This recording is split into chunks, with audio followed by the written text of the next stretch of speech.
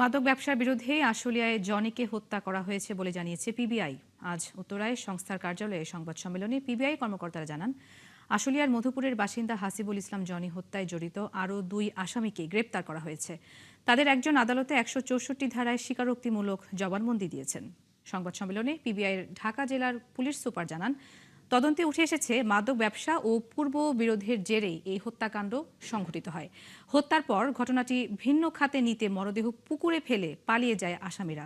দীর্ঘ অনুসন্ধান শেষে মামলার অন্যতম আসামি শাহজালাল সরকারকে চিহ্নিত করে গ্রেপ্তার পিআইবি। তার দেয়া তথ্যের ভিত্তিতেই গ্রেপ্তার হয় আরেক আসামি সাইফুল ইসলাম। হত্যাকাণ্ডে জড়িত থাকার কথা স্বীকার করে আদালতে জবানবন্দি দিয়েছে প্রধান আসামি শাহজালাল। পিবিআই পুলিশ সুপার জানান, 2024 সালের 12 ডিসেম্বর রাতে জনিকে পরিকল্পিতভাবে হত্যা করা হয়। ছেলে হত্যায় জড়িতদের গ্রেপ্তার করায় সন্তোষ জানান নিহত জনির বাবা মা।